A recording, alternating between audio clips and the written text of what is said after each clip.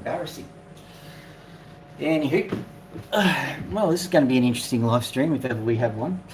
So what I've done today is that I've been using I've put my research hat on, and because of that, I was starting to look at some of the stuff that had gone on in Ukraine recently, and I wanted to prove, that the Ukrainians shot the Russians down, blah blah blah, all that kind of stuff. But things took a bit of a left turn after some calculations and stuff. You see, this is the deal. When you do science, you've probably got to just go where the data leads you. You've got to keep an open mind, go where the data leads you. So this presentation that I'm about to give to you is a little bit rough. I do apologise for that. What I'll do is I'll see if this presentation actually works out, and if it doesn't work out, I'll redo the presentation. Hello there, that Opal guy, Don. How you doing? Going to do a bit of the Ukraine presentation first. Hang on, I'm going to pop open the notifications for me. Here we go. So, view channel, which is me viewing the channel. Rightio, there I am. Hello. It looks a bit weird. Just so that you know, Don. There I am. Hello. Good. It looks a bit weird. Just so that you know, Don. A song for shorts. Let me do something for you.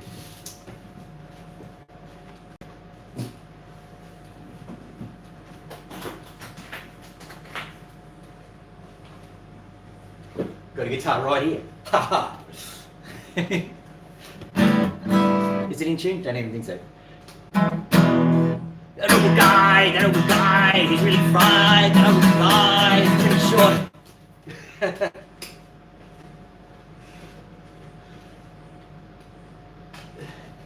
Don't say I didn't help. All right.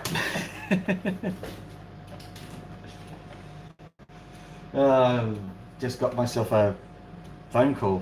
Unbelievable. I'm just going to send a message to... Yeah. All good. Busy.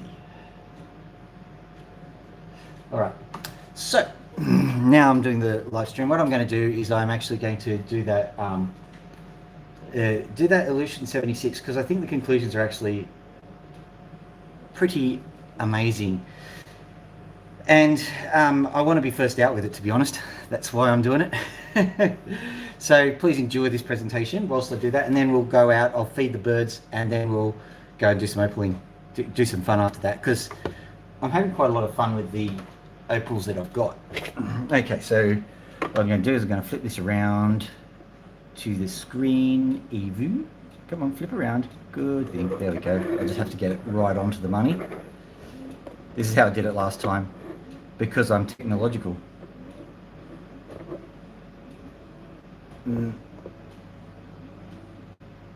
There we go.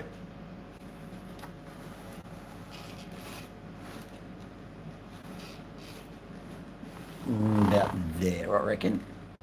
Perfect. And then zoom in. I hate this zoom feature.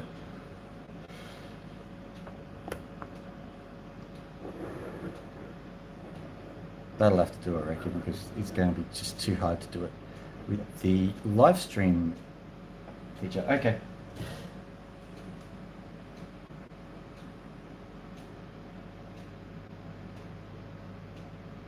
You're genealogical, are you? Well, that's good.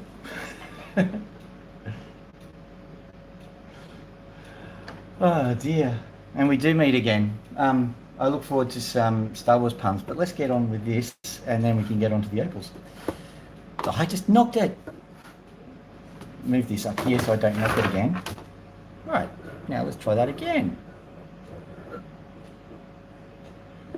Okay. So this talk, in case you haven't figured it out, is entitled "Who Shot the Other Russian Plane and What Else Can We Learn?" The reason why I'm doing this is because, once again, we've had a lot of propaganda, a lot of stories, a lot of bizarre stuff going on, and the story as it unfolds actually gets weirder and weirder. So I thought maybe if we just put a little bit of an analytical hat on, we could see what we can actually get out of it. So we'll go through the story very quickly. On Wednesday, the 24th of the 1st, I do believe anyway, Russian aircraft was observed to fall from the sky over Belgorod and was identified as an Ilyushin 76, obviously. And I do apologise if I don't get the name of the plane right. I've been getting it wrong all week. It was a transport plane, I know that much. Now there's some telemetry on the left-hand side here. I'll use the mouse instead of my hand. Telemetry on the left-hand side here. You can actually see that that's basically Syria. And it takes a very long route rather than going straight over here. It goes around through basically most of the Middle East. And then it ends up going here and then it disappears. Now that's not where the plane was shot down. That's just where it turned off its transponder. In case you're interested, it was 14 to 1500 kilometers away from its destination at that point in time, and it was 7 o'clock when it shut off its transponder. Now I haven't been able to verify all the facts, but I'm pretty certain that it got shot down, or it fell from the sky at any rate, at about 10 o'clock. And so if you are good with metric units, 400 kilometers an hour sounds like a reasonable speed for that plane to be traveling, 400 or 500 kilometers. So I can believe that it would take 3 hours to get from here to here. So all good. But as we know, that much is pretty easy to ascertain. The rest of it is really, really difficult. So what have we got to deal with? Of course, we've got two competing stories. So if we remember from last time, Russia is so determined to deny Ukrainian involvement. That's an old story. No, they're fine with it now. They're okay with Ukraine shooting planes down now. That's perfectly acceptable. The reason is that they've released a rumour that there were 65 Ukrainian prisoners on board. After that, there were a few reports of Ukrainians shooting down the plane from official agencies, and I am not entirely certain whether the agencies got their facts straight and then stopped making those reports, or they heard the news from Russia and then stopped making the reports. I can't give you that much information about it. What I do know is if you were a sensitive organisation or government, you probably wouldn't be going too hard about your own nationals getting killed, even if it was a wild rumour and untrue. You'd want to be as sensitive as possible about that kind of thing. So Ukraine has suggested there were S-300 missiles on board it. An interesting theory. So the manifest so far contains 65 Ukrainian passengers, some S-300 missiles. Another one has surfaced recently saying that maybe it had a load of drones, some Shahed drones in it. Considering it came out of Syria, that's a fairly decent theory. So there's some other things here. This is a piece of debris from the crash site, and you can see these holes here. Now what I'd suggest is that actually has a fairly similar scattering pattern to what we saw previously with the other Ilyushin 22, but we'll go into that later. Here's another still image of the plane as it was falling, taken from a video. Now you can see here that there's been some reports that large objects were seen falling out of the Ilyushin 76. Yeah, maybe not. What I'm thinking about this is you can see that there's like half of a tail section here. I reckon that's the other half of the tail section. So I reckon it's just falling apart, and aerodynamic stresses being as they are. It successfully got rid of the Space Shuttle Challenger, so I can't see it being much different for any other things, especially considering the 76 would be a lot more flimsy than the shuttle. So we've got all these competing theories. We've got Russia saying that Ukraine shot it down. We've got Ukraine saying practically nothing now, even though they previously said they might have. And it's a bit weird to me, to be honest. I don't know what everyone's going on about. So let's turn to the science. So the first thing I decided to do, and I accept that this was rough, I turned the image of the plume into some data. Now, how was I able to do this? This is the image, if we go back, zoomed in, that was taken from here. So what I was able to determine from this image here was that the plane was about 1.5 green dots in size. So when we got that information, that because we have the dimensions of the Illusion 76, what you can then do is you can then go and estimate how many green dots it takes um, to fill up the plume, so to speak. And I was saying about 18 by 20 green dots, and so all we have to do is multiply that by the number of green dots by the dimensions of the Illusion 76, and you've actually got the size of the blast. And from that, we can calculate the yield of the explosive. So let's do that. Now, because it's a green dot method, it's really rough. And I think that after this presentation, if this catches on, maybe some people should actually really go into that image and count pixels rather than just counting green dots and get a real idea of the yield of the explosion. But I think we're going to get close enough. Responds to, it'll be a cubic area of 1 kilometre, but what we've got here is we've got essentially a diameter of 1 kilometre there. And that roughly equates, if you use the right kind of maths, and I've actually downloaded a whole stack of papers to do this, it actually, it equates to about 10 tonnes of TNT. So that's interesting if it's containing just passages. So, oh, come on.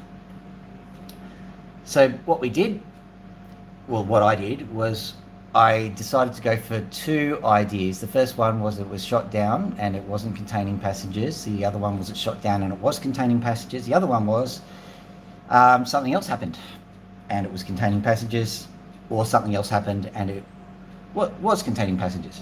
Wasn't. You get the general idea. It's a matrix. Not that matrix either. Hang on. My phone is down. So push play. Perfect. Now, can we use this physical evidence to determine the cargo? Well, yeah, I suppose we can. So I've got a whole heap of websites, and I'll try and publish all of the websites for you, where I got all of the information. But basically, they're kind of FAA, global security, very, very well researched investigation kind of things for plane accidents. So we're really going into real accurate equations to try and figure this one out. We've also got the specifications of the Shahed drones. We've got the whole thing is 200 kilograms, but the warhead is probably 50 kilograms. So we'll go with the warhead rather than the overall Shahed drone. We've also got the dimensions of it, how big it is, so how many can fit in. We also have the dimensions of the S300 and the warhead of the S300, but what I've done with the S300, instead of just using the warhead, it contains propellant, so instead of doing any kind of fancy pants calculations, I just use the overall weight of the missile. That's it. So I'm assuming that the entire missile is made of TNT, and it probably isn't that great a calculation, but it won't be that far off. Considering I've used the dot method previously, it's not going to be any less accurate. So I've done that. So what does that actually mean? So, well, the calculations from this method, I actually was able to plug into Excel, and I will publish the Excel spreadsheet if you want it. If the cargo was a Shahed drone, we've got the weight of the explosive. We can actually get the blast radius in meters, or the blast size, which is 1 kilometre. So with 300 drones, you get 1 kilometre. If the cargo were S300s, if you have 10 of them, you get around about 1 kilometre. And finally, if it was carrying Ukrainians, well, apparently, if you've got 65 Ukrainians, each of them have got the potential explosive power of 200 kilos of TNT. And I would surmise if the plane was actually carrying Ukrainians, no wonder the Russians are losing the war, because, man, these guys are dangerous. But I think, quite frankly, just from this, we can rule out the Ukrainians, because they were transporting weapons. Why would you bring prisoners with a weapons transport? It just doesn't make any sense. I mean, they might. The Russians have done some pretty crazy things, but I just don't think it's in the realm of possibility. Why would you even transport them to Syria in the first place? it's just too untrue. It's too fantastic an idea. We keep it in our data as a theory, but I don't think we should give it any serious thought other than knowing that it is out there as a theory, and if we can find a way to test it, test it. That's basically what we've got so far. So I reckon we can say that at the very least the plane was carrying weapons from the size of the blast radius. Now the harder thing is, who did it? How did this happen? The other cool thing that we were able to get from the video imagery was actually the hit, the missile hit in inverted commas. And that's what this guy here is, this kind of parachute looking thing. And so I dragged out this old Patriot information. And I'm going to say, yeah, it looks like a Patriot plume. You can see there, maybe there, maybe there. These are all, I think, different Patriot plumes. So maybe a Patriot. It doesn't exactly look like that. What we also have is we have the damage, of course. So here's the damage. These ones were pinhole perfect in the IL-22. These ones not so good, but I mean it could be. I mean it was a pretty catastrophic explosion. But like all of this is adding up just a little bit differently. So if it wasn't that, was it a Russian missile? Now they're not even claiming they shot it down, which probably lends more credence to the theory, honestly, but no one suggested that Russia shot it down. So something else happened. So do we have another theory that is actually backed by data? Well, fortunately we do, and it's this. I actually went over to Chevron and downloaded a copy of Aviation Fuel's technical review, and then went through all the equations to figure out vapor pressure in mixers and stuff. Now this is fairly boring. No vest needed. Yeah, so was it fuel vapor? Now I have known of several incidents in the late 80s and the early 90s in which planes have actually been accused of having had missile strikes, and it was subsequently determined that the fuel tanks ruptured and exploded thanks to faulty wiring from poor maintenance. Now, it doesn't take a genius to say maybe we should be bringing maintenance into the picture here, because we know that there are no parts going into Russia at the moment, well, none by legitimate means, and we also know that the Russians do tend to have a little bit of shoddy standards with their planes, and essentially they fly them until they die. They don't worry too much about airframe life, and so really we should be looking at an aviation accident. So can we actually support aviation accident as a theory? So what you need to do is you get this aviation fuels manual, and there's a lot of complicated equations that are sitting there, and you basically need to find the partial pressure of fuel air that is sitting in the tanks. And the whole theory about this is that empty fuel tanks are dangerous because the vapor actually mixes with air and can explode. The fuel air ratio is 0.03 fuel to air. If that exceeds that for any reason, so if you have more air than this amount of fuel, the plane can experience a thermobaric type event. It's a fuel air explosion. It's quite nasty. So planes don't necessarily fill right up.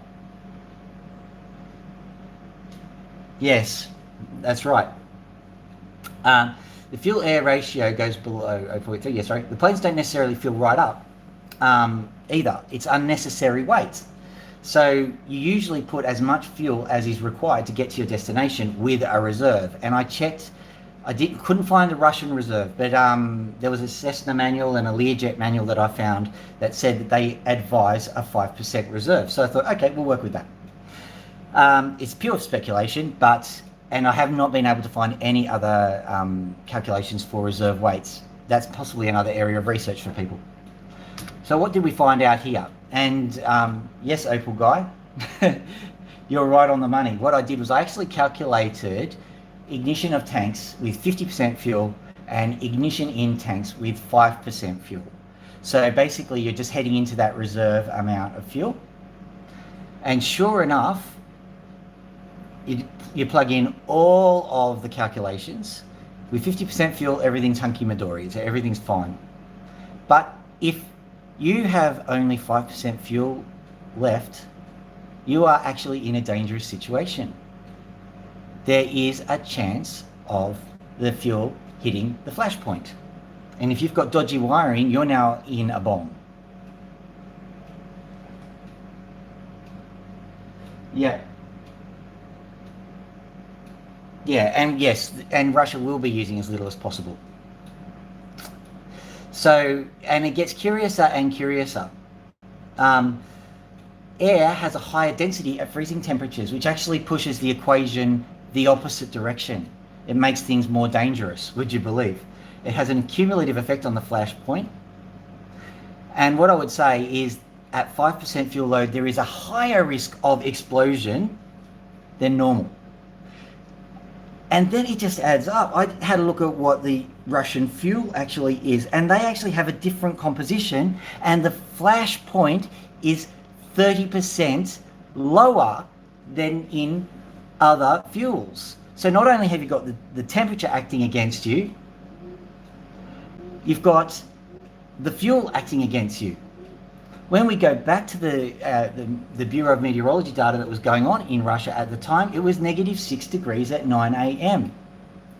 So at 10 to 20 degrees Fahrenheit, the fuel-air mixture is really dangerous.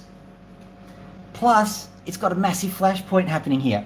So I'm positing that there may have been a missile involved.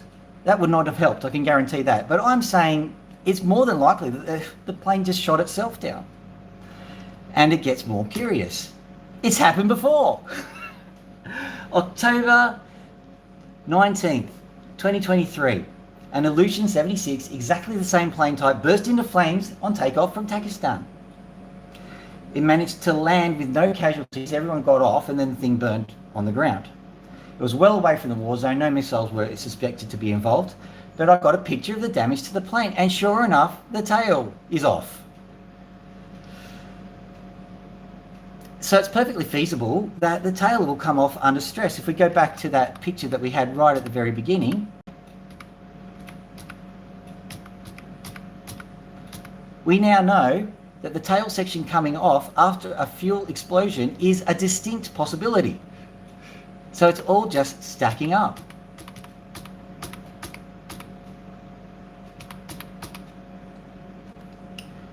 So what we've got now is this really weird situation. Russia is in the uncomfortable position of choosing the lies to tell. I think that basically what's happened, and I think of, we're not going to, so we'll just reconstruct this incident, and you can see that I've got a very advanced CGI animation of what happened. Yes, you can do amazing CGI by hand. So 7 o'clock, the plane enters the war zone and deactivates its transponder. 3 hours later, the fuel consumption goes below 5%, causing that amazing maelstrom of effects. Then there is a spark. It could have been caused by a missile, but it could have been caused by anything. Causes an explosion that wrecks the back section of the plane. The tail falls off, the plane becomes uncontrollable, begins to descend. A few seconds later, aerodynamic forces, tear the plane apart. The plane hits the ground, and then 10 tons of munitions, most likely Shahed drones, simultaneously explode, and a plume erupts, perhaps exceeding a cubic kilometre in size. It is a perfectly valid theory. I think it fits the data quite well. I don't think I've got the last slide sorted out yet. Yeah. But I think there is sufficient evidence to say that there was a catastrophic malfunction in the tail section, in the fuel tank of the plane. Tail was ripped off, and that's what happened. And that is my presentation. Yes, and you're right. We see how poorly maintained the ground equipment is. So that was my presentation. Let's go feed some birds and do some opals. Hope you enjoyed that. I'm reading through your comments properly now.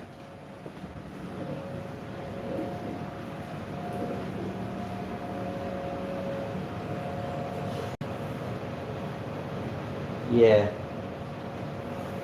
Yeah, okay, so, well, yes, if you put 10%, if you put 10% fuel in, that would actually be more expensive than putting 5% in. I know that's because I'm an amazing mathematician. I'll very quickly get these birds sorted out. You can see what's going on here. Yeah. Did I hear you playing the short song on the guitar? Yes, I did. It was for that I he was doing the intro, and I thought I'd help you. Alright, play it. Okay, play. Love you, doll. Okay, so I don't even know if you can see what I'm doing. I'm still going through my presentation. So hopefully, let's turn that off to make it easier for you. Okay. Now, so I've got Loki here. Is that Loki? Good. Alright. These guys are fine. Just going to, let me see, oh gosh. Hello. Hello. It's alright, you don't have to worry. I'm just taking your stuff out. Your fuel out. I've got it on the brain. I don't think you can see Max from there. No, you can't. He's just behind the log. He likes to hide. I'm just tipping this. I've got a system where I tip this into the fish tank. I don't think you can see the fish tank from there.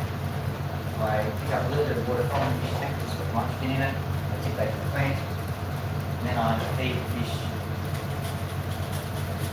And that's done. Ta-da! Oh, you can see it. Alright, so that was that done. Now I've got to go fill it up with water. Because it's a really hot day today, these birds require lots of water.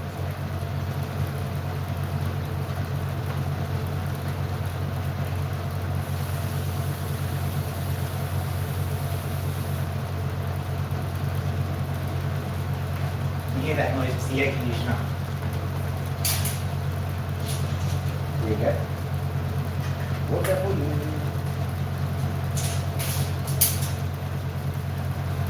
Then I do this. This is how I get Max to be used to me putting my hand in the cage all the time. Handful of food. You might know that he would usually hiss if you put your hand anywhere near him, and doing it that way, I've gotten him used to it. And you can do something extra special for him.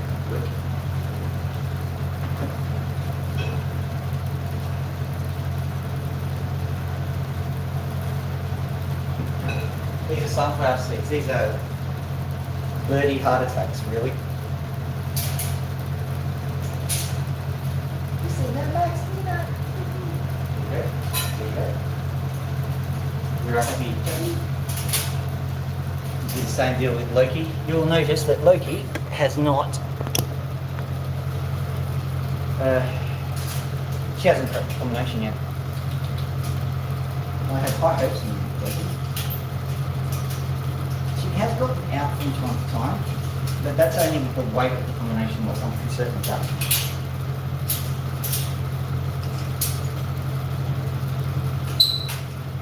I shall return.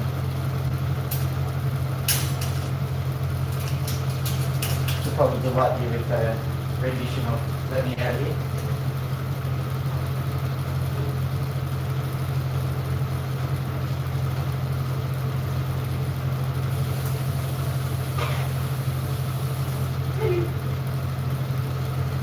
What do you want? Do you want seeds or pasta?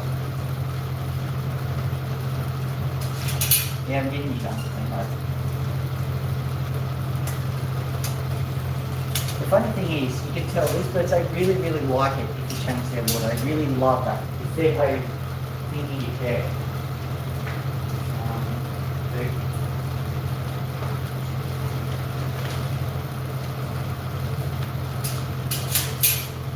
Let's feed Loki the same way, it's easy. There you go. One handful is what I use, and I do that several times during the day.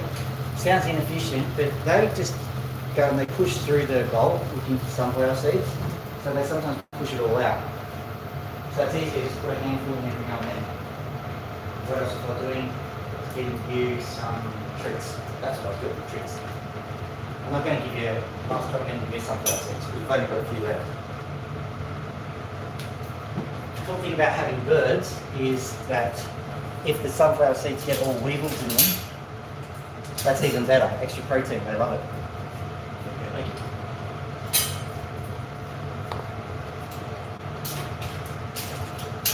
Last but not least, we'll go to the lily pilly and put one in for him.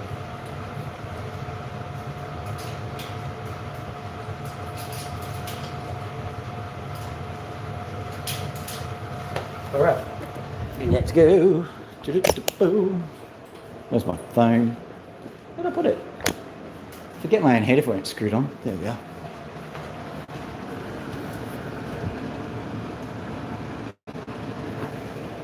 Yes, that's right. Did you already talk about how poorly maintained their equipment is? Yeah, I agree with you, totally. What am I doing? I'm chasing my tail, that's what I'm doing. So here's the final thing. Well, hello, lizard. Where are you? There you are. Hello, buddy. How you doing? Say hi. Do something. Anyway, there's my lily pilly. It's too close to the house, and so I have to keep it down. But what I'm looking for at the moment, here, if you have a look here, you can see how there's all these scaly mites. Now that, if you were trying to professionally grow a lily pilly, that's something that would be bad. But if you're trying to grow a cockatoo, that's very good. Let's see if we can get some of these. Yeah, I'll get this one. Oh, I don't want to take this one. Oh, fine, taking this one off. I don't mind keeping the low ones. It's the high ones which are a problem. So let me just grab those. Those will do. Right.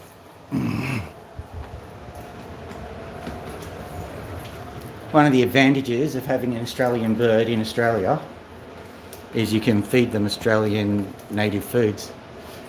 So there we go. Max, you can see how he's going, oh yeah, gimme. There you go. There we go. In we go. There we go. It's all right. My hands away. He can already see the bugs that are sitting in it. He's loving it. Yeah, you're right. It's okay. I'm backing away. Oh, here's one of the scaly mites.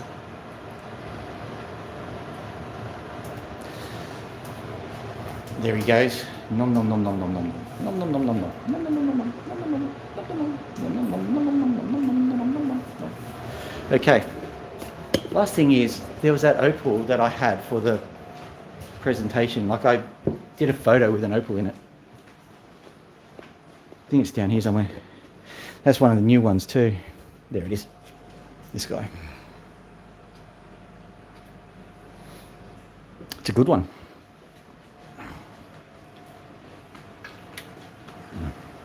If you're interested in the presentation on the illusion, you'll have to scroll to the beginning. And hopefully, Don, how did the was the presentation good in terms of graininess or whatever else, or will I have to do it again?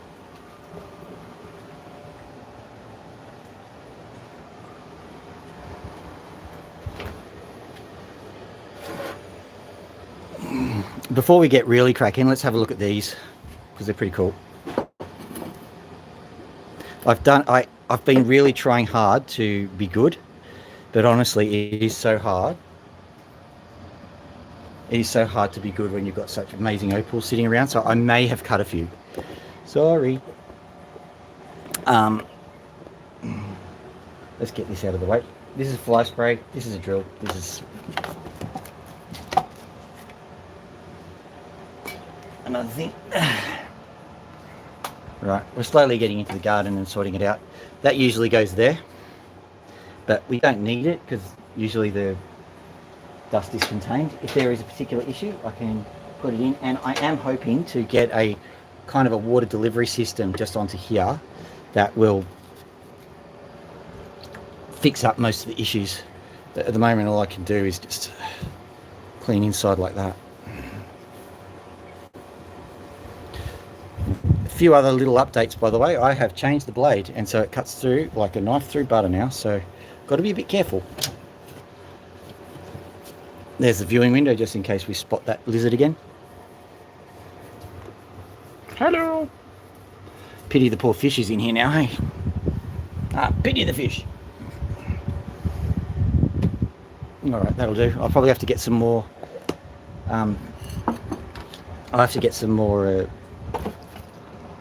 wipes so that I can well, wipe. So let's put some water in here so we can see what we're dealing with. Maybe if I just go like so, hopefully we'll be able to, yeah, okay, cool. All right, so someone's spoken. Who's spoken?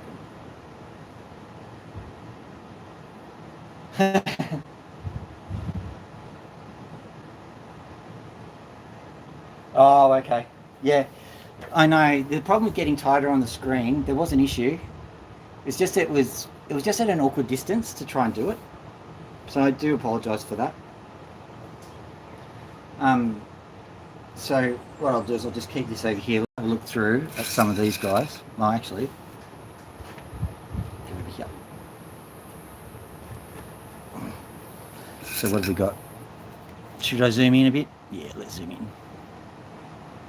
Come on, zoom in. Thank you. Whoa, that's way zoomed. Wrong way. It's upside down, Miss Jane.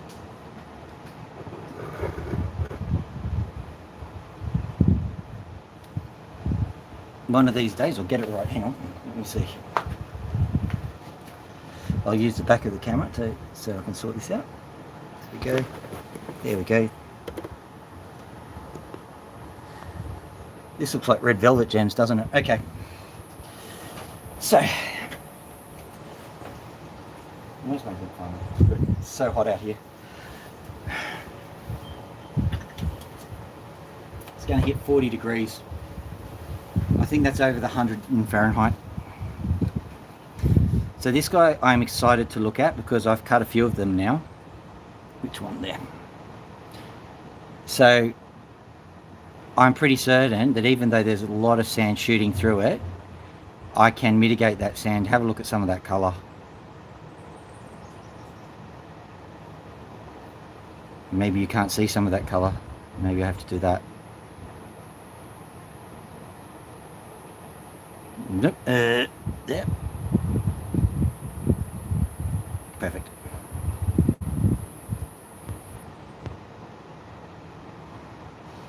So that's a nice one.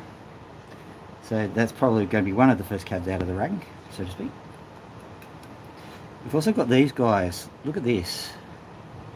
Now ordinarily purples aren't that inspiring to me, but you know, I can make an exception for this guy. So I think those two, they are screaming, cut me, cut me. Got a nice little greenie here. I think that one will certainly keep me busy and amused. Just so that you know, I've already sorted them. The further you go over this sort of area, the better they are, and these ones are good too. This area here, not so good. So have a look here. There's just all of this interesting stuff to do. Now I've gotten the general impression that these are reject opals as far as the guy who was cutting them is concerned. As far as the guys cutting them concerned, I think these are rejected opals, but I think that there's plenty we can do with them. This one here, this is a knobby. So you can see that there's actually a white cap sitting on the knobby. So that instantly tells you that it was actually oriented in the soil like white cap up, because that's the last bastion of the nematodes. But underneath that, there's just all this purple colour. Amazing. That'll probably end up as a crystal opal. And purple, not the best, but you know, I'm pretty happy with this, to be honest. This one here, that might have something blinding underneath it, because it's definitely not facing this way. It's definitely not facing this way. It's definitely not facing this way. You can see a little bit of colour this way, so maybe if we just kind of go this way or this corner like that, we might be able to face it correctly. But that probably won't be done today. This one might be though, because it's got a nice little subtle green there. The only trouble is that there's sand, so I have to get through the sand before I get to the green. There is some blue if we get into trouble. But of course the blue is here, the green is here, the green is the lower colour, so it was oriented like that. This is down. Which way are we doing? Yeah, so my hand is down. Anyway. Come on, do something. There we go. Right, I might want to do that one. I'll show you through the other ones. If another one jumps out at me, we'll cut it. Stuff like this intrigues me because it's just full of sand and you're not here to feel it. It's got a lot of weight to it. Stuff like this intrigues me. I think that's got a brilliant stone sitting in there. I should have used my laser last night, but I was too busy doing that presentation. This one here, I don't know what to expect from it. You can see that little that shelf.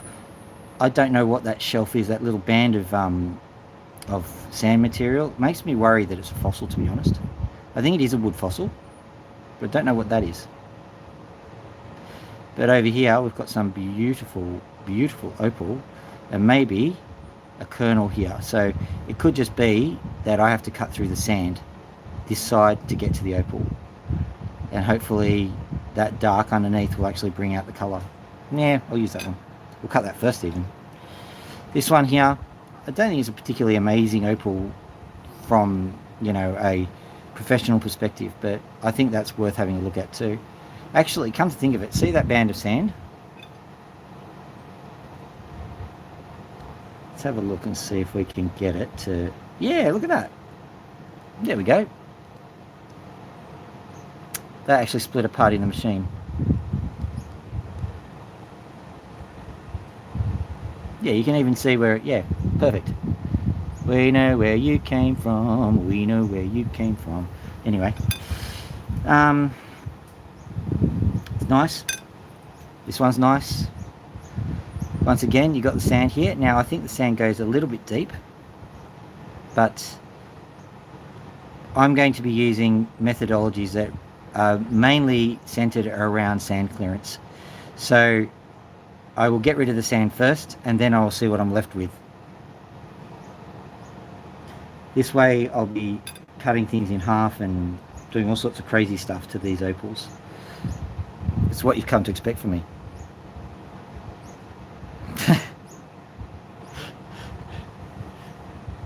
That's... Yeah, I was in the kitchen, wasn't I? That's not a knife.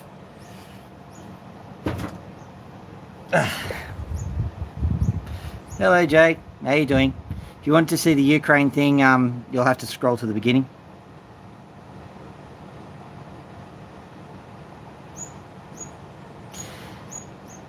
That's not any good. I'm not using that one. That one neither. Alright, so this one's alright. Might use that one. Any of these here, I reckon, are perfectly legit. Ooh.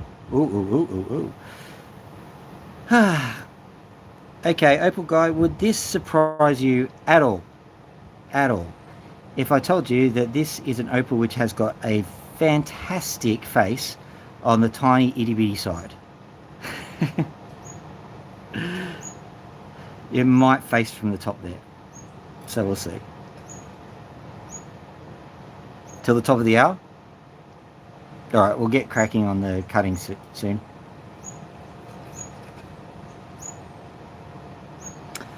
So I'm looking at that one.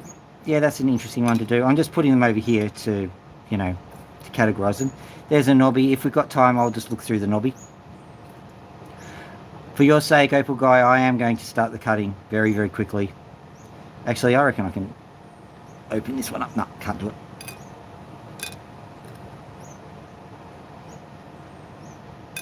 When's the top of the hour? Hang on, I'm just going to look for the top of the hour. Don't have to Google it.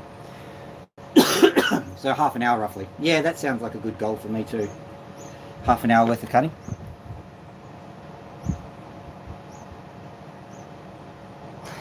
Yeah, I agree with you on the colour. This one is going to be the most interesting of them.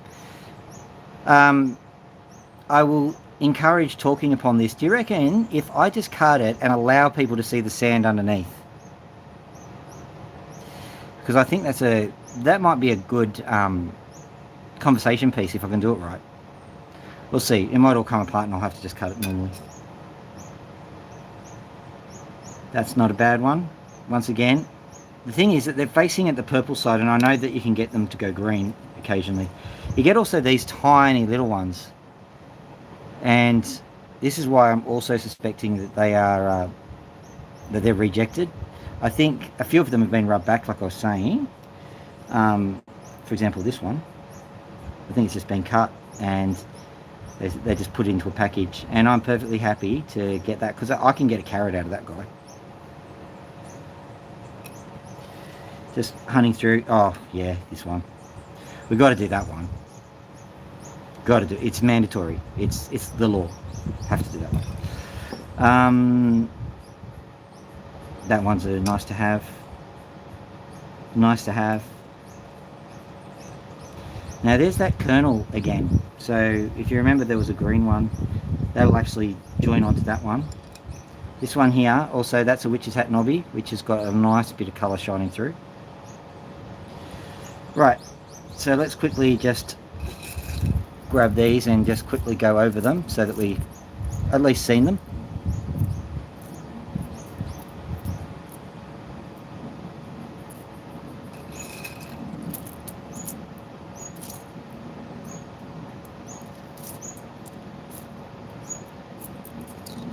Right, we'll go to here, get these out, and at least have seen them. I'll reorganise them later.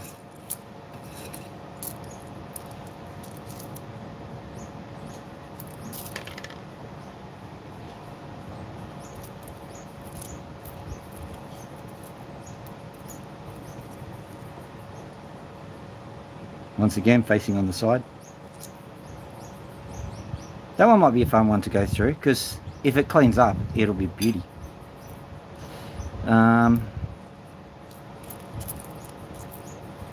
I mean, ordinarily I'll be oohing and ahhing at all of these, but there's a knobby there. I can see just a hint of purple through it. So, interesting. I think that's all we get out of that. I mean, there's plenty of really cool stuff. I'll put that there. Plenty of cool stuff, but we just got to hurry through it, that's all. I like to take my time with these sorts of things, but, you know, life being as it is.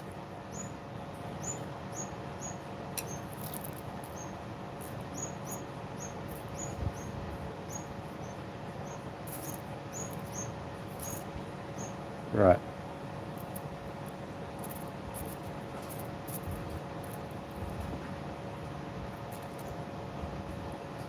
Nice, nice. That one's got nothing. Not a sausage. Green bottle in case you were playing at home. Okay. Oh, blue bottle, sorry, not green bottle. Green bottle's an Aussie character. Blue bottle was a Pommy character.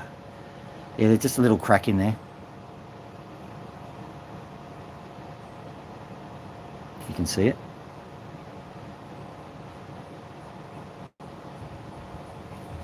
Alright. Doesn't instantly eliminate it, but doesn't do it any good. I'm going to be keeping this one, by the way. I don't think you've seen that one, but it's got a nice kind of colour to it. I'm keeping my opal. I'm keeping my opal. Mama, don't preach. I'm in trouble. I don't know why I'm singing that song. Why? I haven't heard it for years. But I've made up my mind. No, shut up.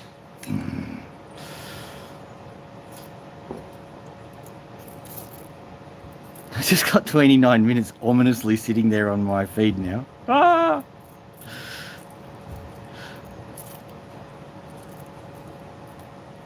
And you're like, it's 27 now.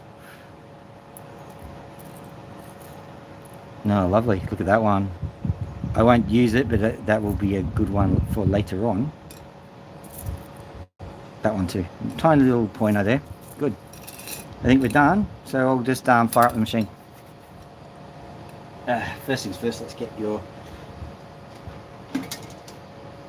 sound attached. Just tell me if the sound isn't working properly. Sorry about that, I just turned it off.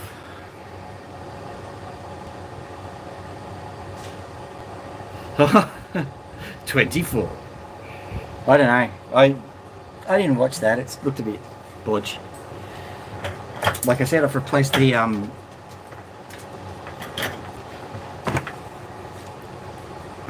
Oh no, where is it gone? Hang on, don't panic. I remembered putting it in a place so that I wouldn't lose it, and I subsequently lost it. Gone.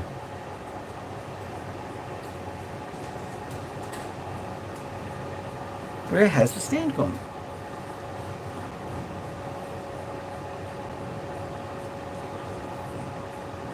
Well, that's amazing.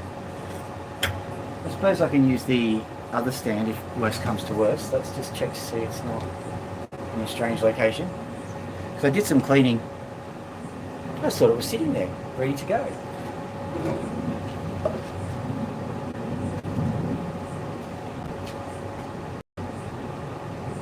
That's just bizarre.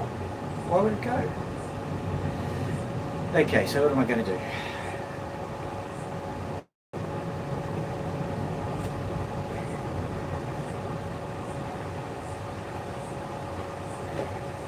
Did I bring it inside for any reason? No, it's just there. Honestly. I put it there and I just didn't see it. No. So long as I see the opals, I suppose.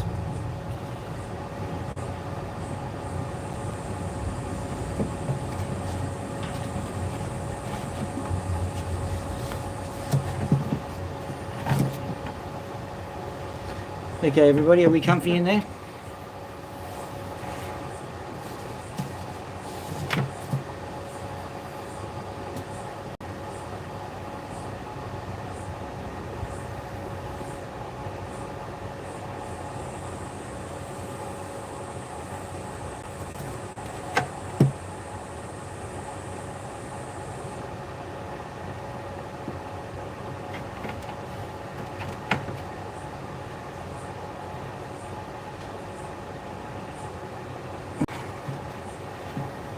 Honestly.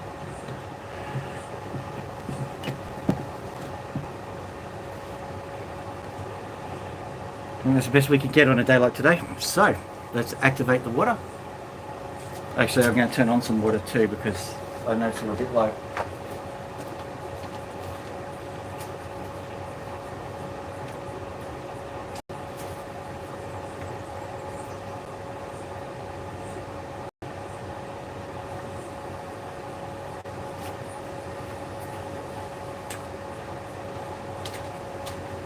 Okay, let's get cracking on this thing. Water on. Switch. On. And there's one I said I'd do first. I'll do mandatory first. And then, so we'll do that one, that one. I think this one's a, yeah, this one's a curiosity. I will do that. Now just be warned, this thing will cut through sand like it cuts through butter. Can't believe it's not butter, that's not a knife. Here we go.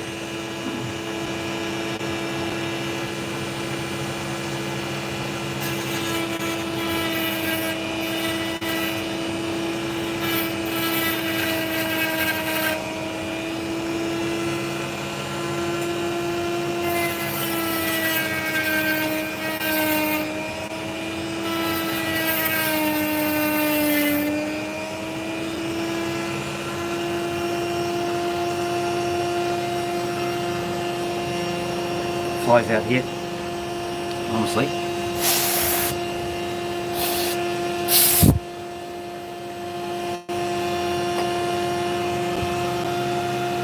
Secret weapon.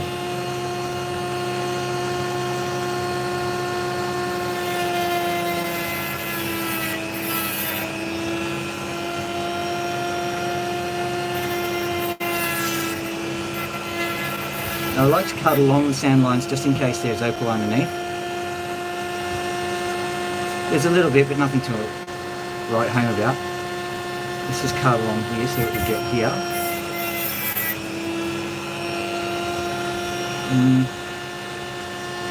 Nothing great so far.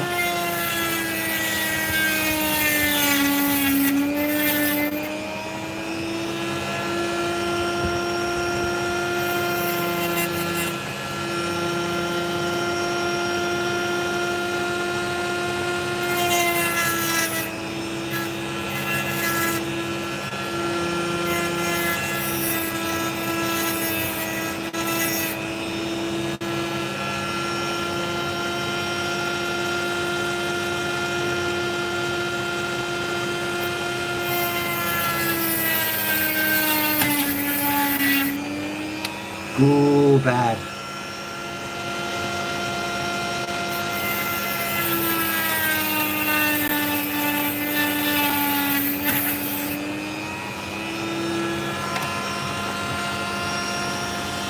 Let's do this side first, just for funsies. See what we get.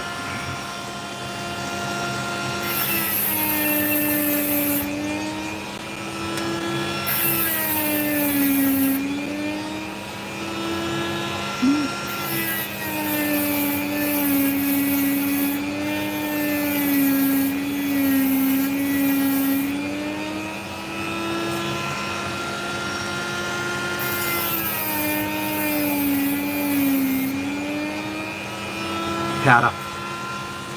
Right. Turn up. So more of that.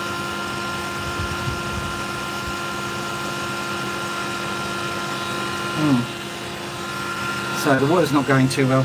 I may have to re-caboodlate everything.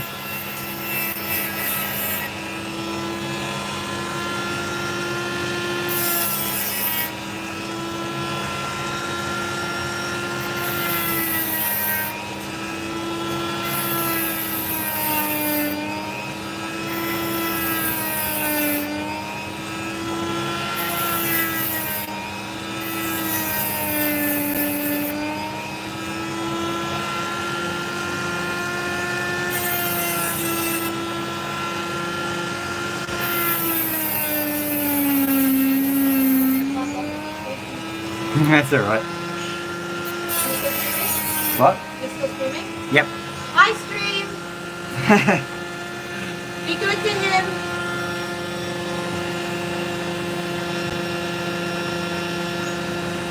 Keith Sutherland. Oh, that's there's another Keith O. Sutherland who used to do Deal or No Deal. He then went insane and started punching cameramen and stuff. Don't do that if you're a celebrity.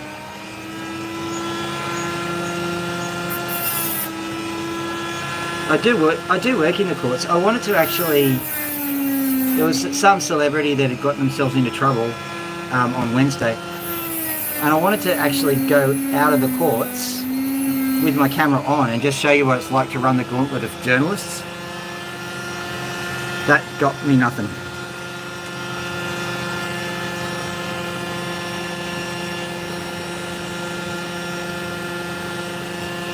Yeah. Daughter, they say hi. Yeah. They also say fame does that. Hi! She's got a mouthful. Don't say that while they can't see me. Because No, fair enough. She's eating a sandwich. She's eating a sandwich.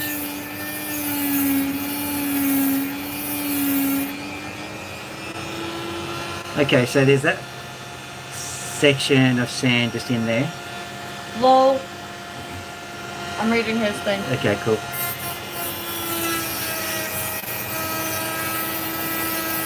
It's so bloody warm out here. Yeah, I know. Bloody and warm. I love you. What? Yeah, love you too. See ya.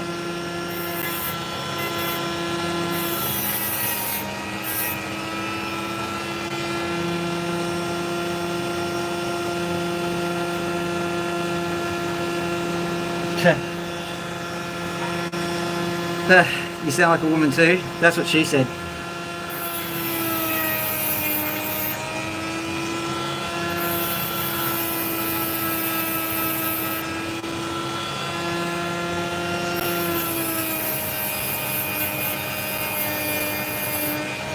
I'm hoping that this potch goes away, or maybe I'll just use that potch as a base. Yeah, I think I'm going to stop cutting on that side because we need a base.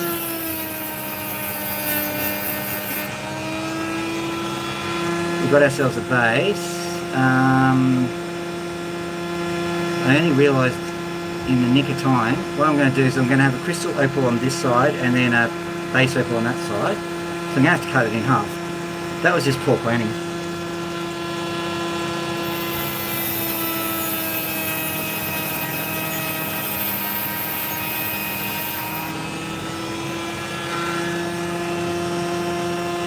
That one went over my right shoulder into the garden. I'll find it later.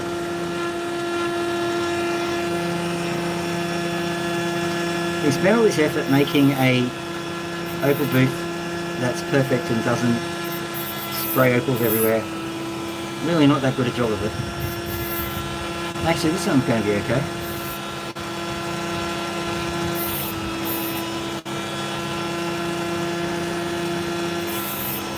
In case you're interested, I went to the shops this morning, got a turkey sandwich. Not a turkey sandwich, a turkey meat. Which my daughter is particularly fond of. Look at that, nice little stone that. Nice little stone. Yeah, some turkey meat, and she didn't expect it. She didn't realise I'd gone to the shops. Okay, so let's just carve this bit off. There's a bit of sand there. Get rid of that. This is also wood opal, I think. More different wood opal, but wood opal nonetheless. Just flatten out that base if I can. I'm going to do it gently because I don't know which way it's going to be oriented yet.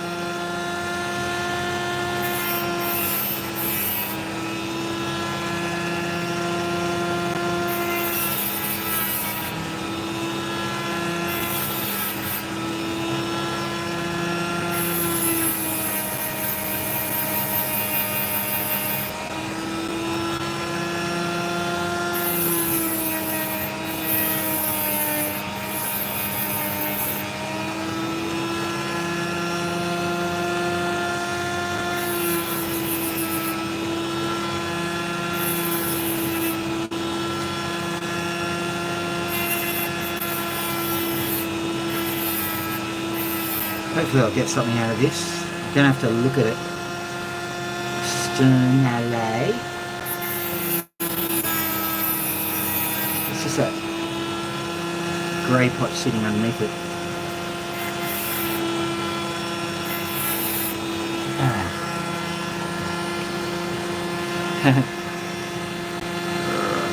Sorry, I'm just taking it out so I can see it.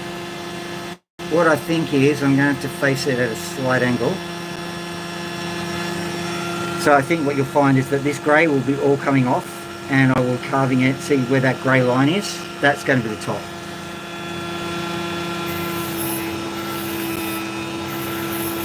If I play my cards right, it'll work. If I don't play my cards right, it won't work. That's really, really redundant conversation. Okay, so let's try. So it's got to be like that. So we then carve that piece off because that's no longer necessary.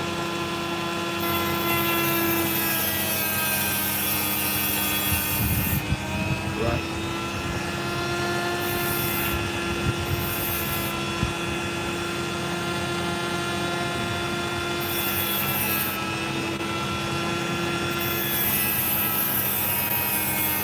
Okay, JS the Genius. I'm not sure if I've actually carved the black opal in front of your very eyes.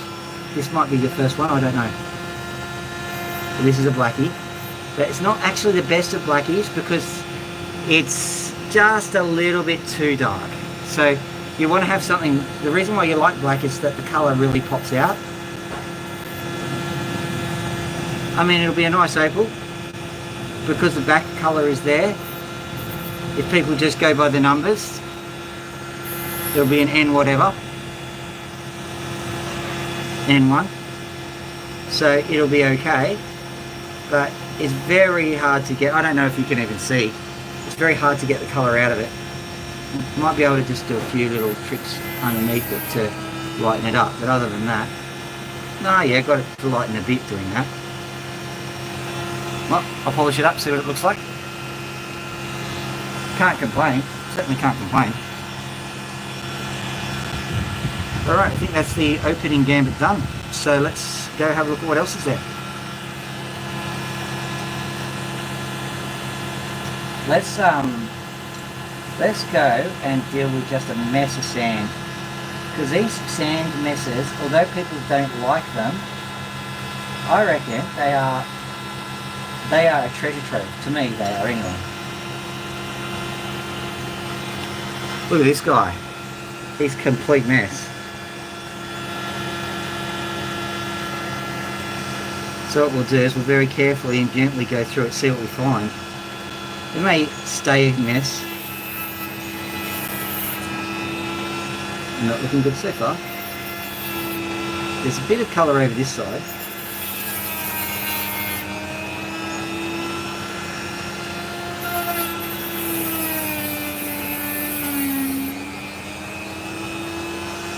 So the veins are firming up as you go deeper into the opal, but to be perfectly frank, there's probably not enough to get it over the line, but we'll see.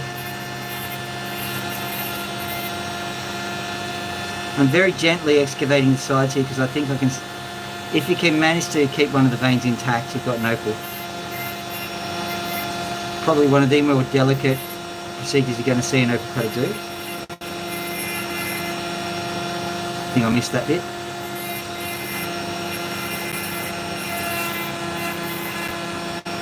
You can see I did a pretty good job and yet I missed, so you know, comes to naught.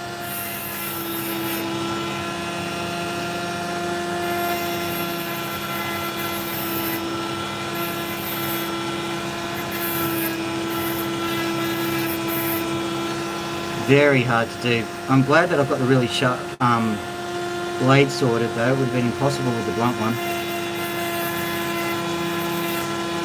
Deal is, you know you're cutting when you've got your blade. With the blunt one, you're sometimes going, this isn't cutting at all.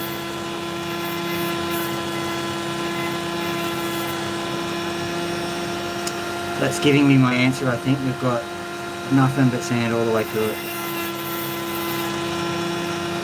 Not even an innovative cut can save it, maybe. But we'll see.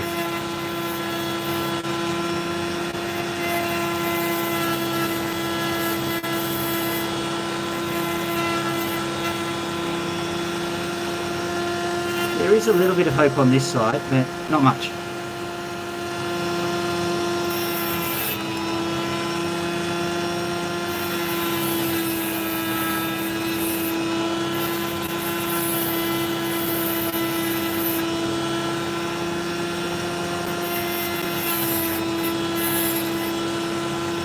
Oh, there you go, look at that.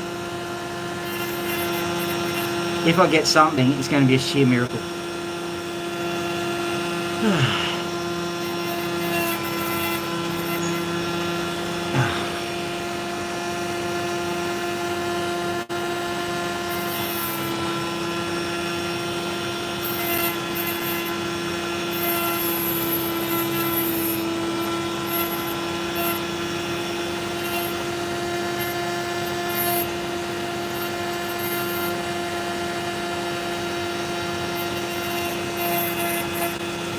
Okay, I'm going to stop at that point because I reckon I've done pretty well to get any kind of opal out of it.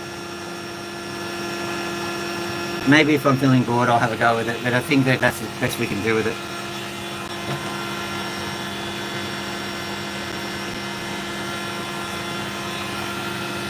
Yeah.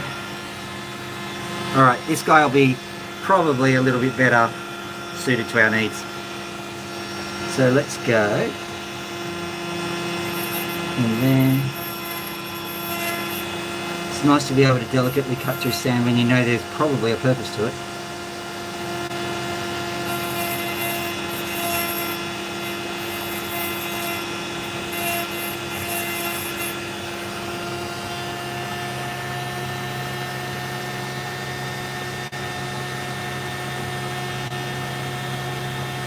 Okay.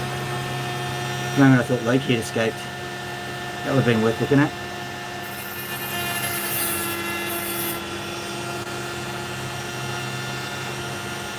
Okay, get into there.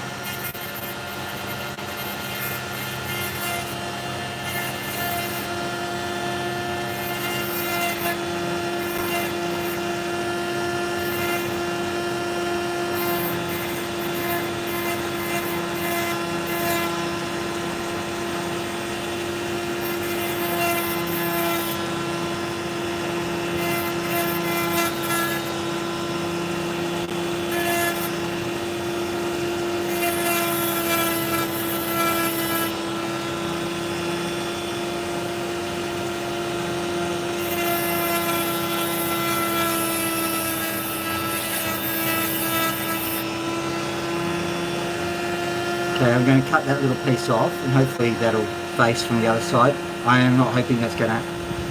I am hoping it's going to happen, I just don't think it will.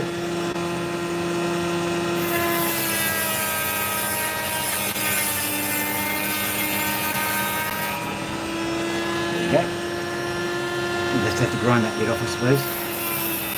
Okay, so we've got into the clean opal. Let's have a look at this other piece. Might be able to do something with it. Okay.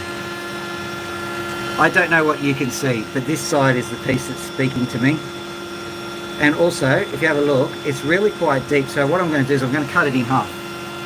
Because I'm hopeful that there's a black section underneath the crystal here that might lead to results. So let's go.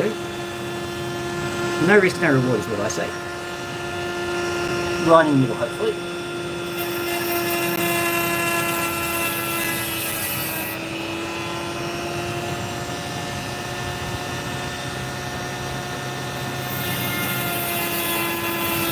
Probably one of the more careful cuts I've ever done. Very delicate.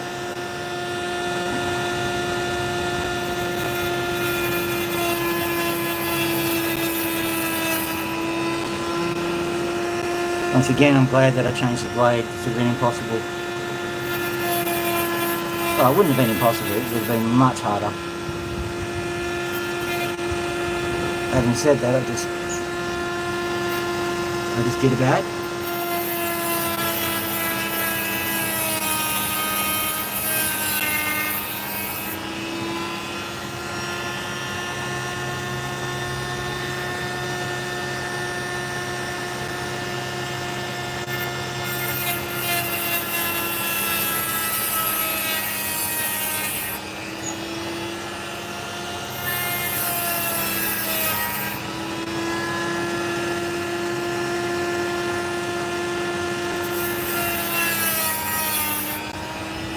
There we go, cut it in half. So let's have a look what we got.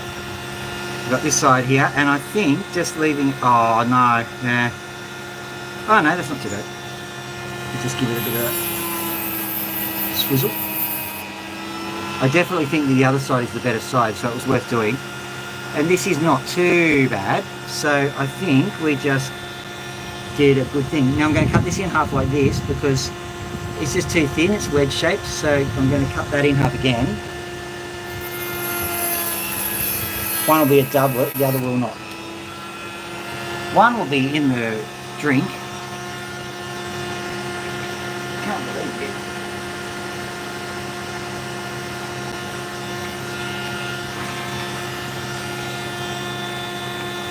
May as well cut along that side anyway.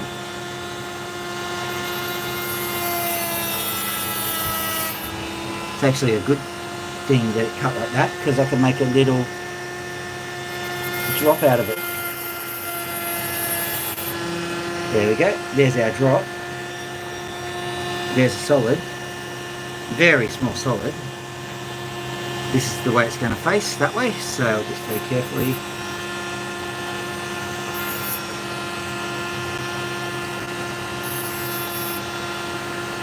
There's but the first. Now that's only going to be worth about 10 or 20 bucks, I reckon. That's okay. Money's money. Put that onto the thing. Now let's have a look at this other side. When I cut it like that, it has all of this character underneath it. So I think not a bad trade-off.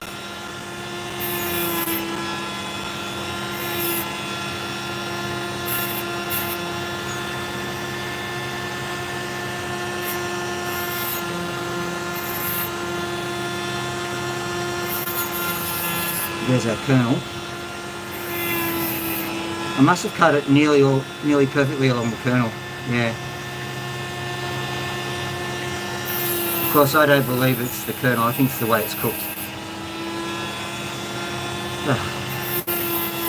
That dates me to the Land Before Time, doesn't it?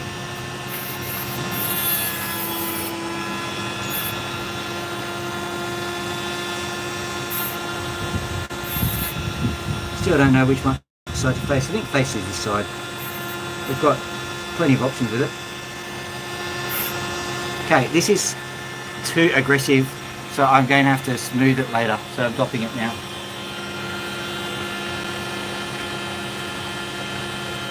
Okay, thanks.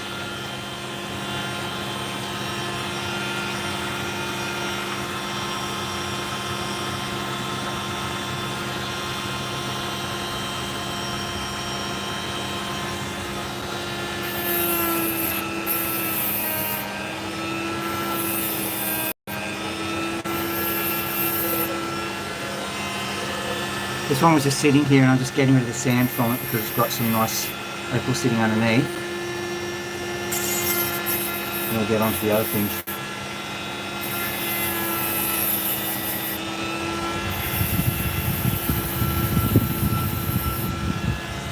There we go.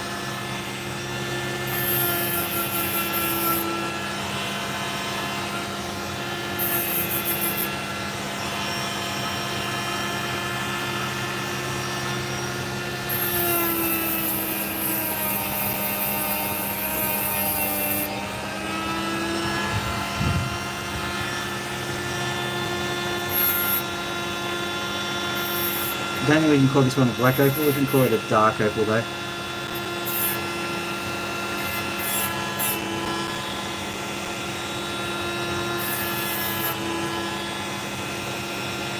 There goes my fingernail. Very aggressive blade now, so I've got to be very cautious. Not for my hand, just for the opals. Okay, there we go. That's you done. Now let's grab, have I done all of the ones that I was going to do here? Look. Let's have a quick look under here, because I just noticed something.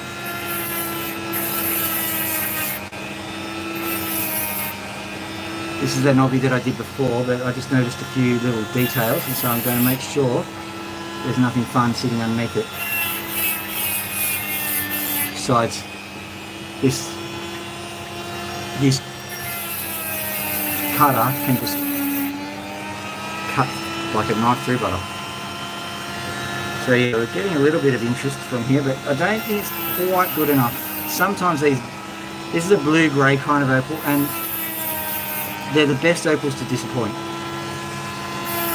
Sometimes you get really nice opals out of them, but more often than not, disappointing. So I'm going to literally cut through that bit.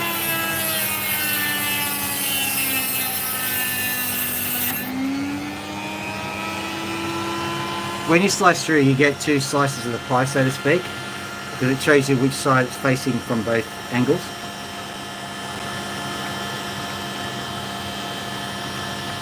Yeah, I don't think there's much here.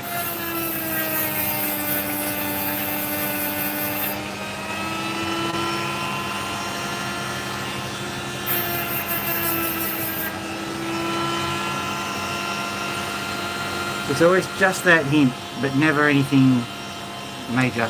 But I can use that as potch, so when I'm making my next doublet, I'll use that. Just clearing out the sand from this piece.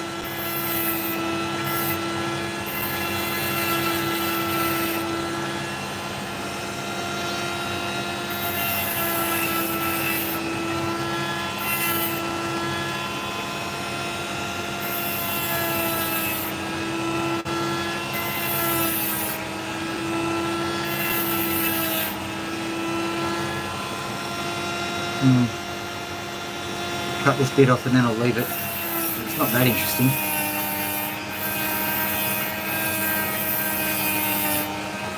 Right. Yeah, don't worry too much about that piece. Now, let's go on to this guy.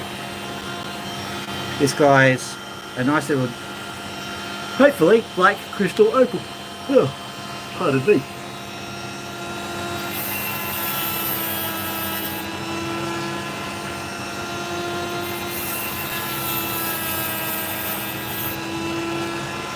I'm just looking at the sides as I cut to see if there's anything worth looking at.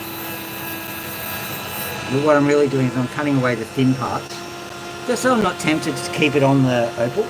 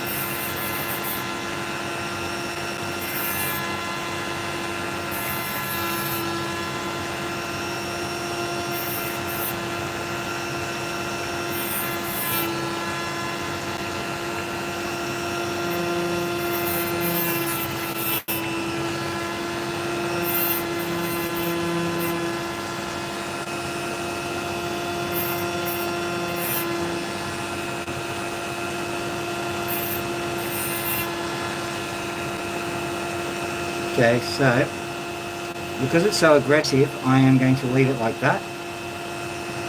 Give it a nice base and straighten it out, but other than that,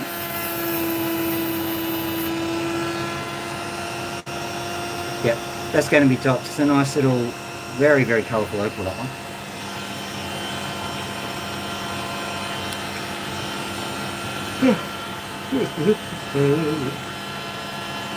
What's the time, Dad?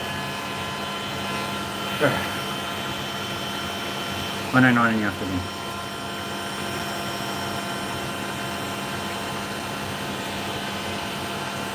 Yeah, JS for Genius, the purple colour you were detecting is true, but it's on the black background that's the important part. So there's two components to an opal, the colour of the potch that it's actually forming on and the colour of the opal itself. The definition of potch is a bit weird too, because potch is just opal that hasn't got any colour.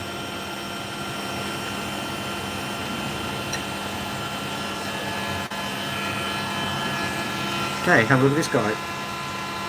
Lots of potential all round. What I'm going to be doing here, I think I can identify a bit of a crack just at the base here, so that's going. I'm going to cut this section off. I'm going to cut, yeah, I'm going to have to cut that section off there. I'm going to have to cut through that sand. So first things first, get through the sand.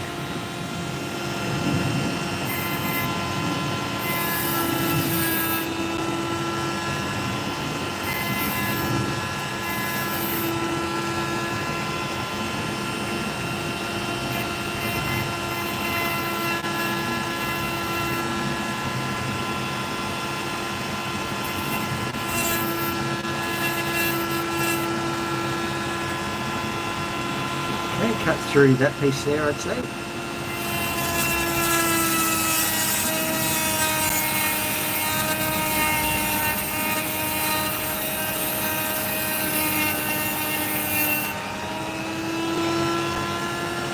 Right, cut that down.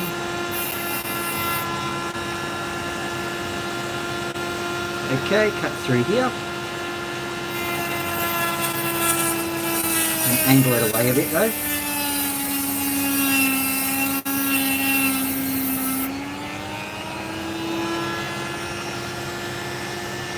There we go. Now the next cut.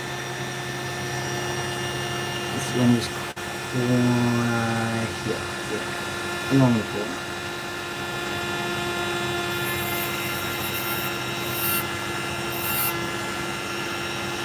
Along that corner. I don't think I can keep any of it, but I'll try. And along here.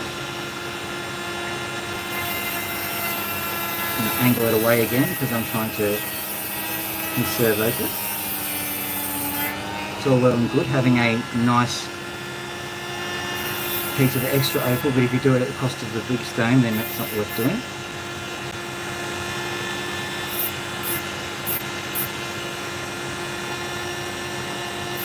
I have to subtly readjust my technique because this is such an aggressive blade. And you'll see that I'm actually choosing to leave a stone uncut at a certain point, because if you don't watch it, you're going to damage a perfectly good opal to imprecision.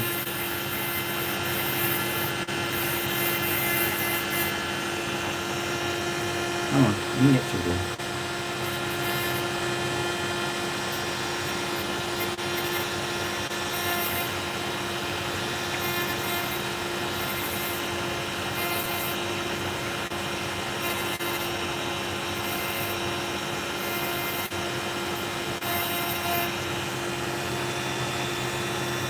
Didn't like cutting through that much opal, but we got there in the end. See that base there? Got an issue because the opal shine. Oh, we can manage it. Just got to be aware of how it faces. It's not bad to just leave it for a day or two and ponder how to make it face properly.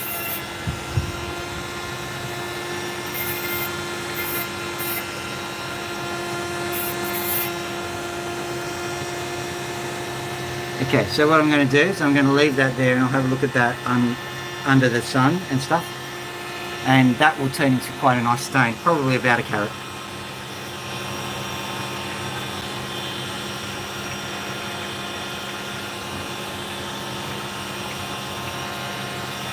Okay, this one here, another sand disaster. This one, I think what I'll be doing is I'll be essentially just cutting straight through this sand line here. That's probably where the colour bar is, right there. So I'm happy to just cut straight through that sand line.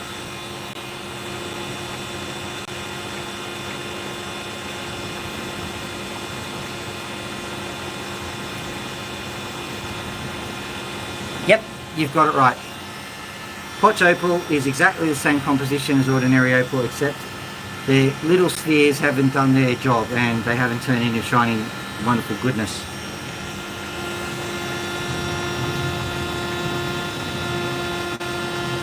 And you can call it a porch if you want to. I hate my autocorrect.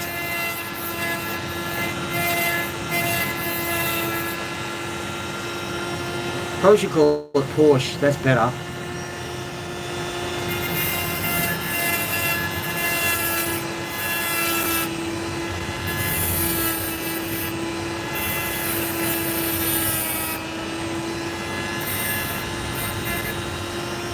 Okay, so that's what that looks like. Got a little mouth on it, have we?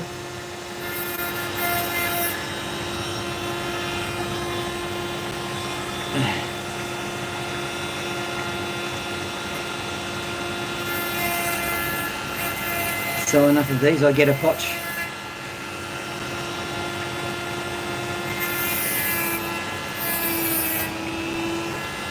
Actually, I'm okay with prestige cars, but they're not. I don't think I would. Not unless I was absolutely filthy stinking rich, and even then I just hire it.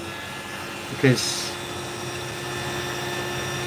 why would you sink so much money into it? It's only going to be out of date in a couple of years. Having said that, my girlfriend's got a lovely Lexus. She loves that car. She wants to get me a nice car and stuff too. We're definitely not at that stage we can go buying each other cars. Like and subscribe, join Patreon.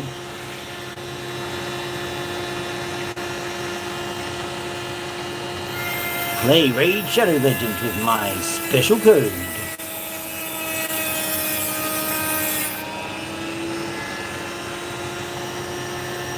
Not a single advertiser has approached me, and I am so attractive too, honestly.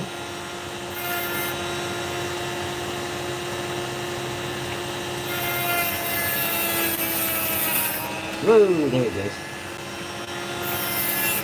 Right, let's have a look at this bit. Okay.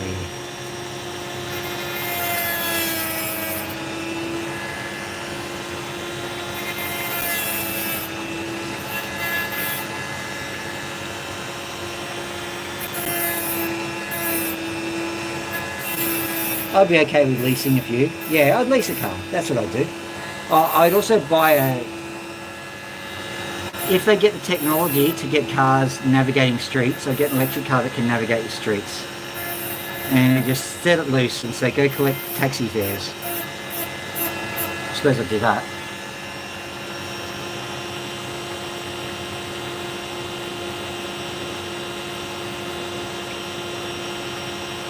Yes, I know.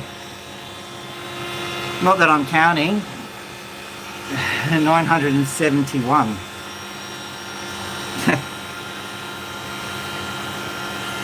That cuts straight through that section there, I think. Sorry, I'm just looking at... Yeah, I think I have to do it that way. Alright. Once again.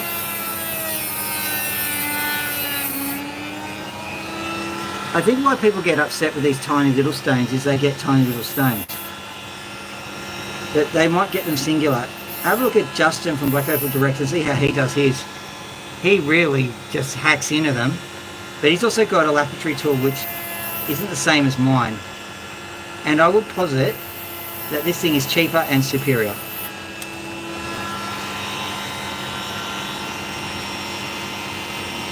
Which way did he go? Which way did he go? Oh, there you are, I think. No, that's not you. Well, that's annoying. Is that you? I think so.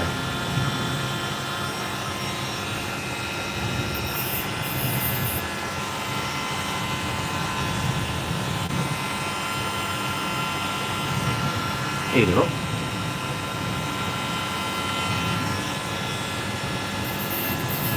If you can get multiple stones, even if they're only worth 20 bucks, like if you get 4 of them, that's $60. It's not to be sneezed at.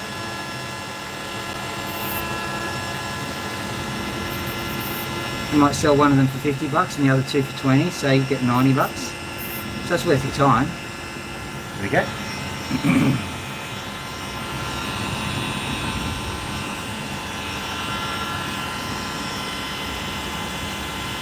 For me, the real nuisance value is in selling them, because like I'm not a salesman per se. I mean, I enjoy talking, obviously,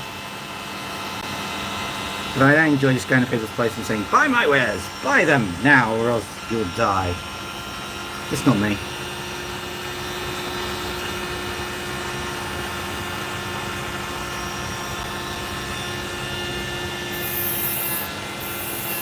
Dr. Phil's cough formula.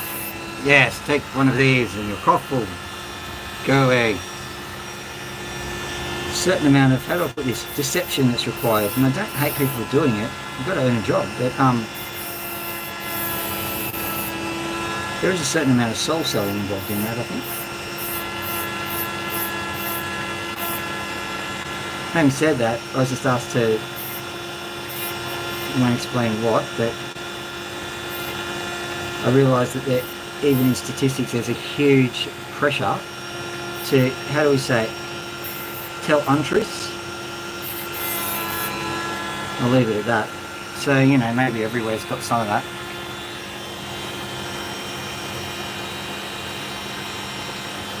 Yep, I've sold to jewelers. I've sold to private people as well. So I've sold on Gumtree. I've sold everywhere, man. I've sold to friends. I usually do mates rates for friends. I actually get a kick out of that, because these opals, especially a nice black opal, they're worth an absolute mozza. And like, I can't be bothered asking for like $1 million billion off somebody, and if a friend needs an opal or needs something done, you know, I go, yeah, cool, I'll carve you one. Give it to them for 20 bucks, and they've got themselves like a $10,000 stone for 20 bucks. That kind of, I get a kick out of that. I don't get rich, but I get a kick.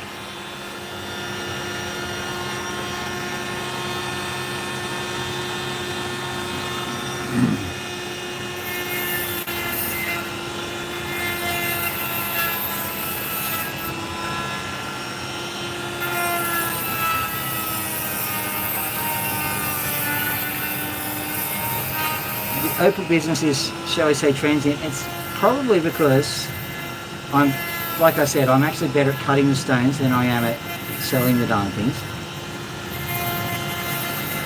So it's probably not fair to say that they don't sell. They do, because like, even if I put even the slightest amount of effort in, they do sell. Got to walk into a jeweler's shop and say, you want to buy an opal? They probably will say yes.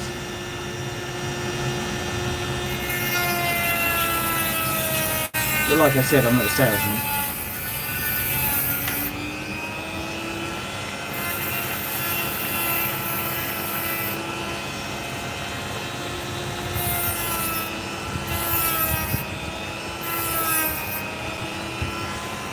So yeah, whenever I do actually put the ads out and do the thing, as a general rule, the opals do sell.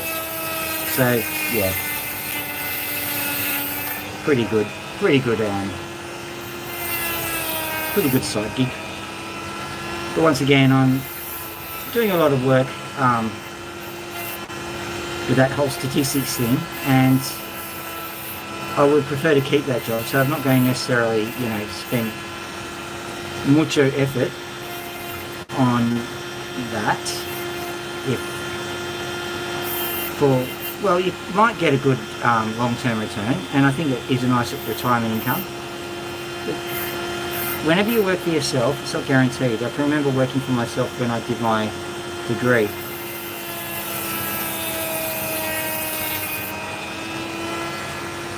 It wasn't all that great being, 100% responsible for your own income.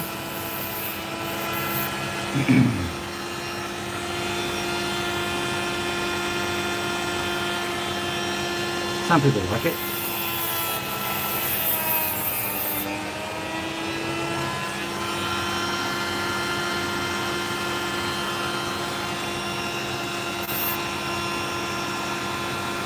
Just cut the back off here a bit. Turn it around and we've got ourselves a nice front. I'll just give that a bit of a swishing over.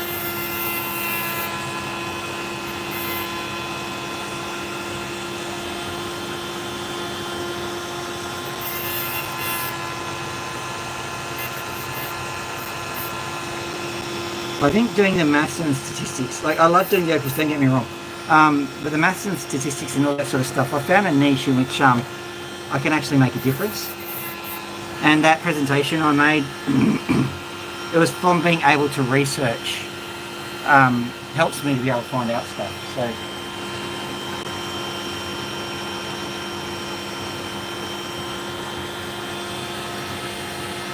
yeah, you're right. Now this is one I've been waiting to do. I think I'll do 2 more because it's getting hot and bothery. How's Canberra?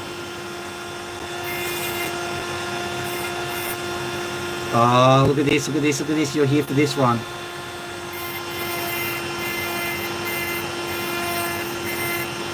Gently now, Phil, gently.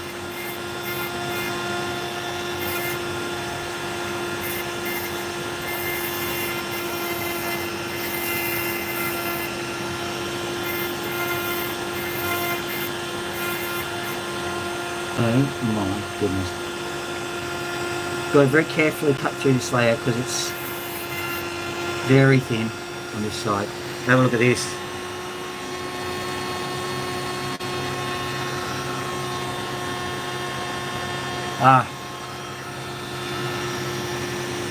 Fair enough.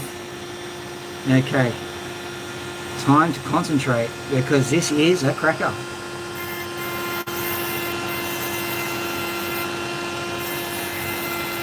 It ain't talking a $20 stone here.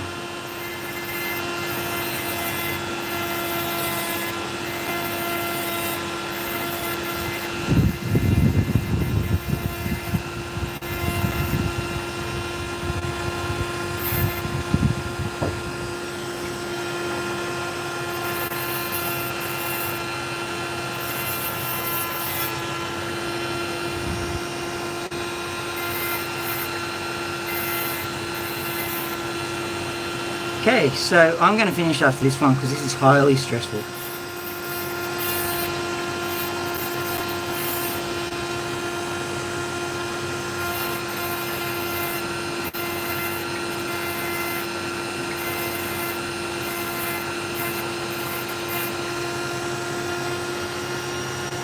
And leave that sand there. I'm actually going to investigate that with a laser because it either goes through or it doesn't, and you're better off leaving that if it's not going to go through. It's going to ruin the second layer.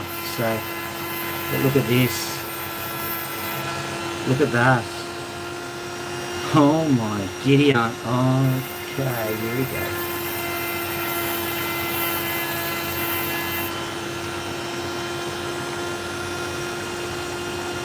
Oh.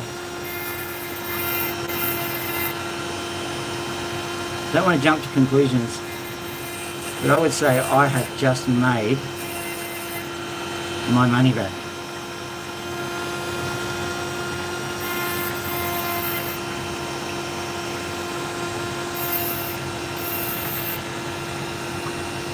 You see that? That's a mosaic pattern. That's the most valuable of the patterns. There's a crack through there. Okay. Definitely don't want that crack. Everything's okay. I'm going to have to slice it, but I'm not going to slice it lightly. So what I'll do is I'll get all the gunk off it and then worry about what to do. See how it's all going to be like this. There's going to be that sand chunk there. What I am going to do is I'm going to literally cut that off if I can. Right.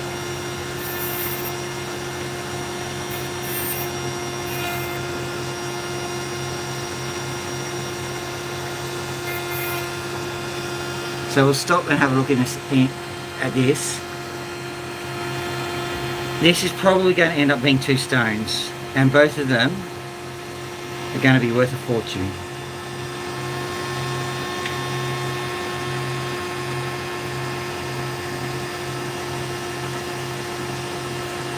I've just got to be careful how I cut it. It's mine to lose.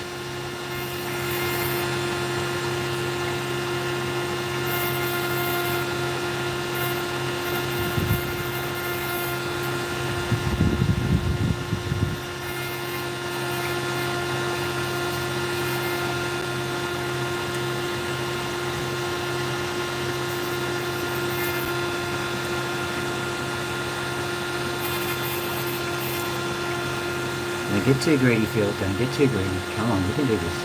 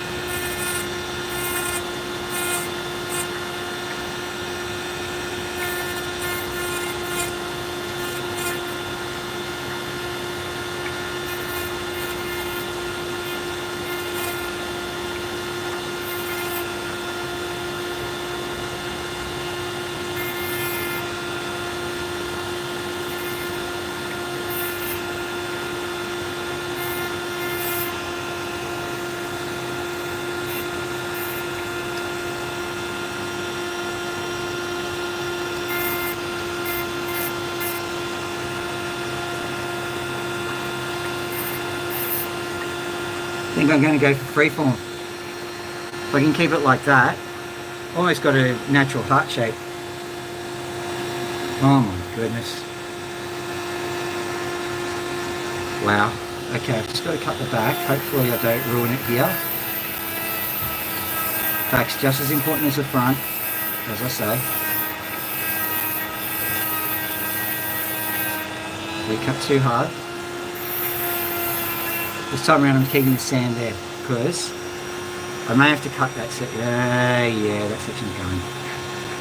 Right, so we are cutting here.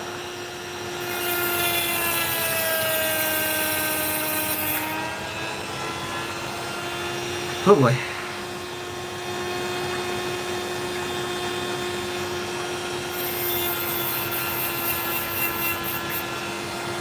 I just cut $1,000 off it.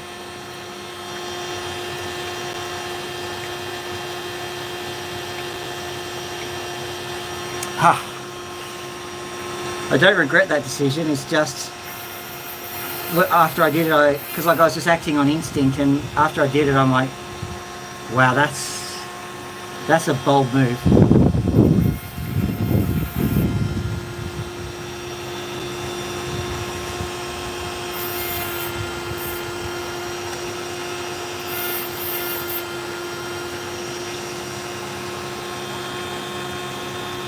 Okay.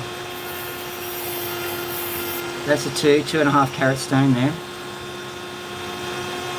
with a mosaic pattern on it. 2.5 carat stone with mosaic. 2.5 with mosaic.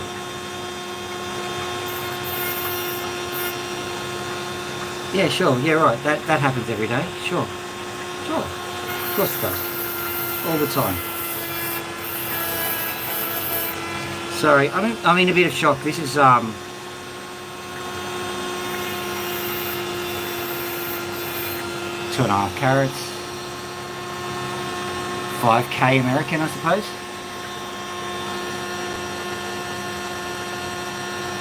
5k American, yeah. Something like that.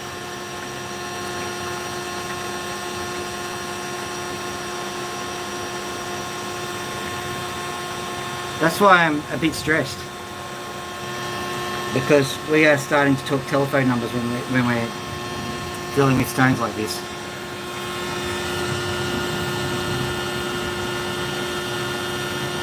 Beautiful little crystal opal.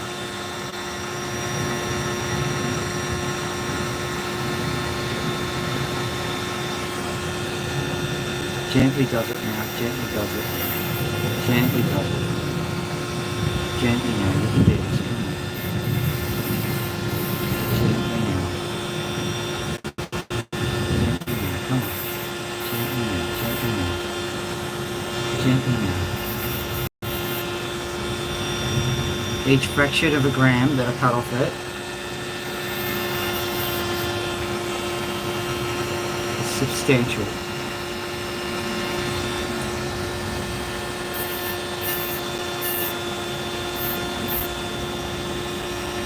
And you have to do it, you have to shake it.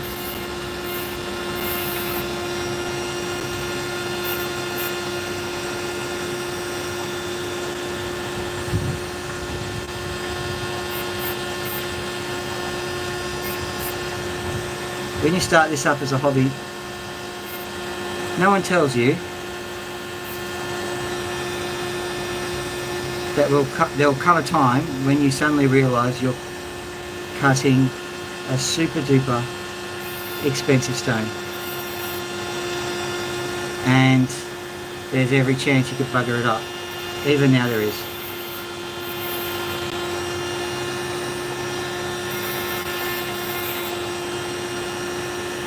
Just gently grazing it basically, because there's a groove through the middle, and I'm wondering whether I should slice it in half, but you know, can't change the main line now.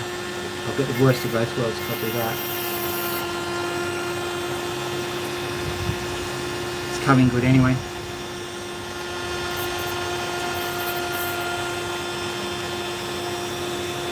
See that rolling flash? That's unbelievable. What I'm going to do is I'm going to leave it. Oh wow.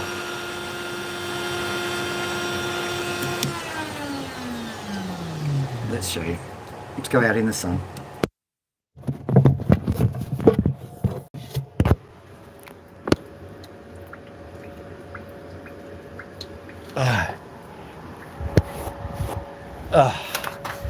Yeah, well, you're right when it's a high stress event. Look at this. Hang on. Got to wipe my own lens now. Okay, swap round to this. Oh, swap. There we go. I'll wet it again to give us a good look at it.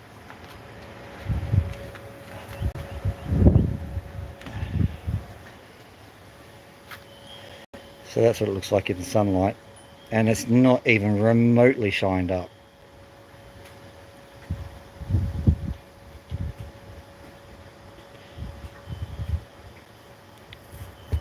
I'm worried about that line in the middle. May have to slice it. Whoop.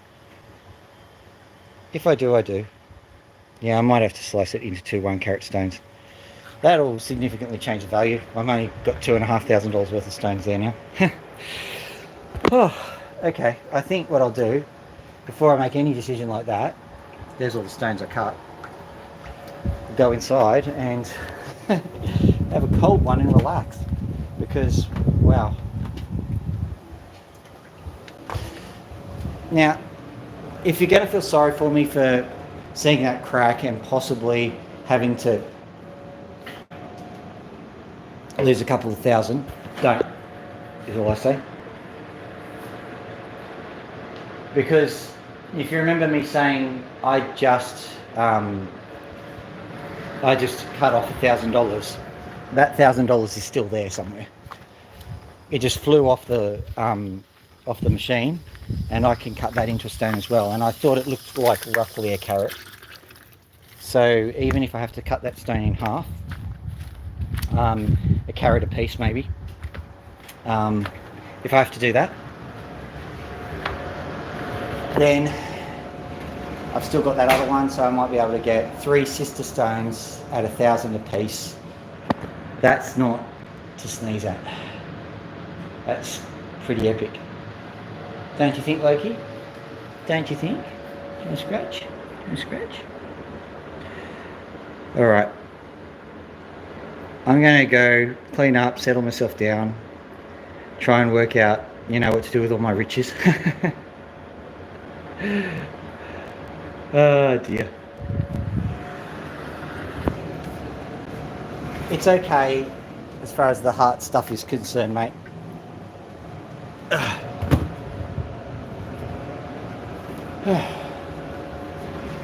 But I've got that on camera, I've got it recorded, so I can put that into shorts too. Alright.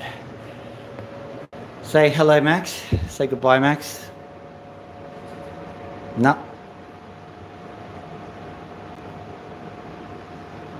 Okay. I think I'm all done here. I am completely equaled out. Okay, so what have we done? We've done birds, we've done talk on war, we've done Opals watching me make a fortune, smash a fortune. Pretty good for today's work, don't you think? Have a lovely day, guys. Dr. Phil out.